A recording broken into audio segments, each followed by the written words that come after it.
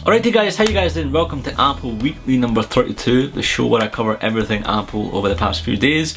I've also got an Apple mid-weekly series going on iTunes exclusively, just a random podcast. I say a random podcast, but just an update specifically on iTunes. So if you aren't subscribed to iTunes, I would recommend you do so if you want to get into that series. But other than that, I've got some great stories this week, and before we get started, as always, I'd like to say thanks to our two sponsors, Fiberable and Parcel Monkey. Links are on the screen. So the first story this week is Line. The Gold Master release has been pushed out to developers, and nothing much has changed from the developer preview for which I tested and made a video about a few weeks back. All that's happened is they've put some bug changes in, any bugs that were reported by developers, and some videos, instruction manuals have been updated. And the Gold Master release is the final thing. That is where the stuff actually happens. There's nothing more in terms of features that are going to be added. Everything that was done, it's done. The next version of the line is going to be the public release, which is reported by 9to5Mac Rumours as of 14th of July. What's more interesting is MacBook Airs could potentially be refreshed, and 9to5Mac say it's going to happen. 9to5Mac definitely have a good record of being accurate in terms of reports of upgrades, new products, software releases, and I have no doubts that it is going to be right. We are going to see it in the 3rd or 4th week of this month. There's some reports that we're going to see new MacBook Airs this week, but I think it's too quick. So because they've just released the Gold Master release, surely MacBook Airs won't have left the factory. I know I did say in my last Apple Weekly video that they're sitting in some container somewhere, but now that I think of it, it probably wouldn't make sense, because Apple really don't want people to be opening up their new shiny Apple MacBooks and then having to do updates to a line, installing new products. They would rather have the full and final thing on it, and then then putting into boxes, putting into containers and sending it off. That would make sense, but it's Apple that we're talking about, so anything is possible. Earlier this week, Best Buy also ran out of stock, and there's many websites that say we've ran out of stock, so that must be a product is being launched.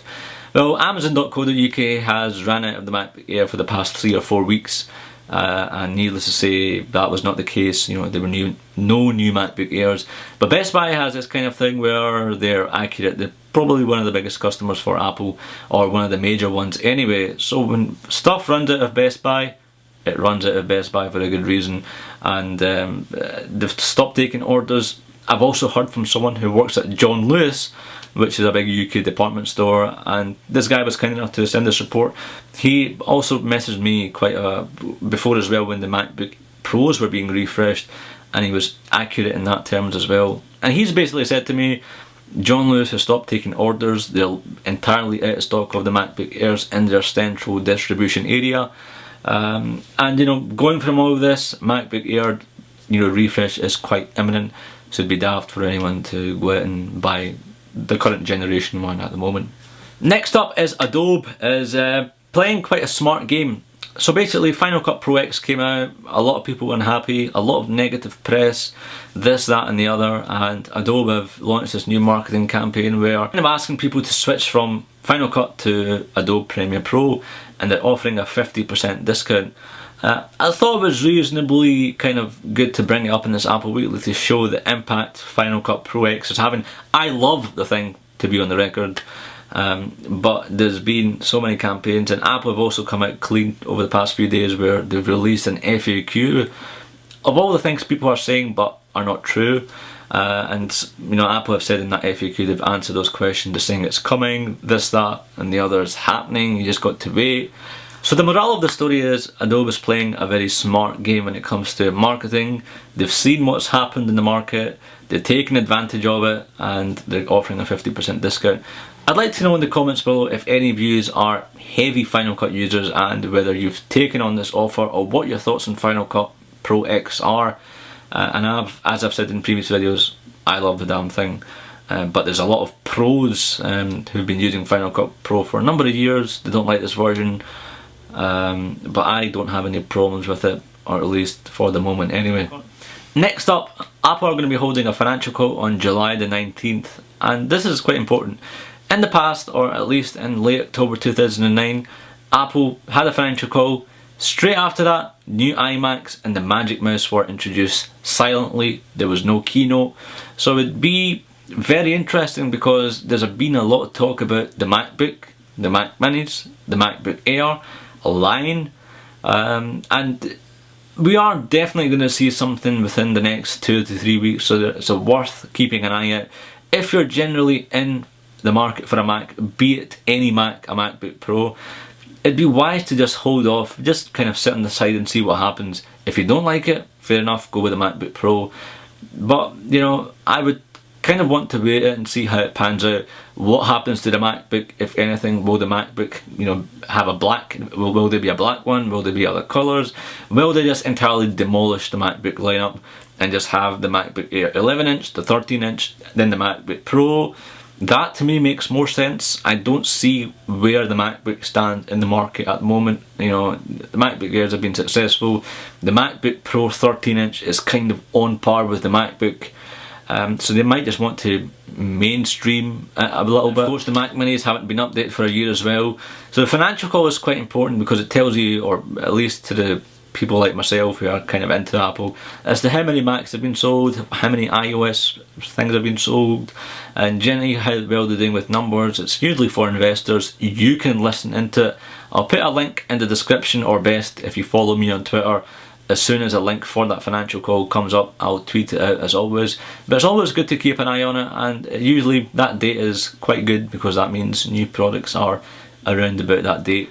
This next story is in relation to the iPad 3 and iPhone 5. DigiTimes have claimed Apple have started to gather all the suppliers, the components for these devices, and there's a time frame of September/October of this year.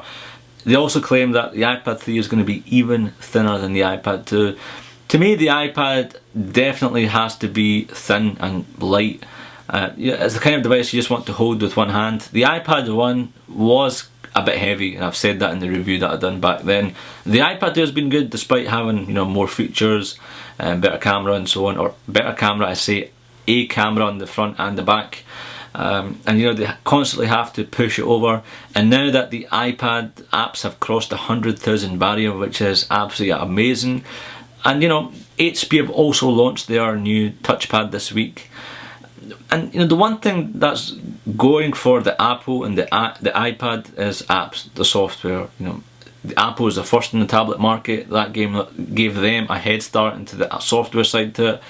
And knowing how successful the iOS was in general for the iPod Touch and the iPhone, developers were quickly kind of jumping on board for the iPad, and now there's 100,000 optimized iPad apps, which is amazing. And that is what, you know, competitors are going to struggle with: licensing, you know, getting software developers on board, the support. And the iPhone 5, they haven't really given much other than we'll see one this year.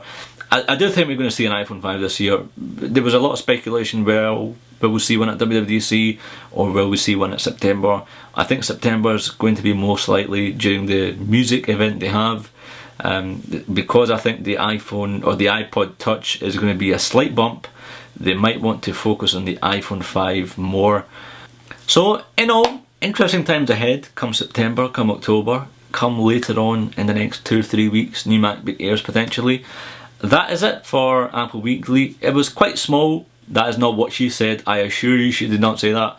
But Apple Weekly this week was kind of short because there wasn't that much going on, and I guess that is kind of all the interesting things I found out, or I thought that would be worthy putting in Apple Weekly. I hope you guys liked it. If you can leave your comments below, that would be great. If you can subscribe to the YouTube channel and the iTunes podcast over on iTunes, that would be great. I'd very much appreciate if you can rate the podcast and rate the video on YouTube. That would be great. If you have any questions, leave them in the comments below. Just before I sign off, for those of you who are still watching, for all 2 of you who are still tuned in, let me ask you this. You're waiting for a MacBook Air. What is the one thing that you really want? There might be 5 or 6 that you want, but what is the most important thing that you want in a MacBook Air? Leave it in the comments, and it'd be very interesting to see what that would be. You can join me on iGlaswegian.com, twitter.com/i6glasswegian, got a Facebook fan page, facebook.com/iGlaswegian. I will see you guys in another life. Cheers. Looking to send a package at the lowest price possible? Simple. Visit parcelmonkey.co.uk, follow these 4 simple steps, have the package collected from your doorstep, and then sit back and relax.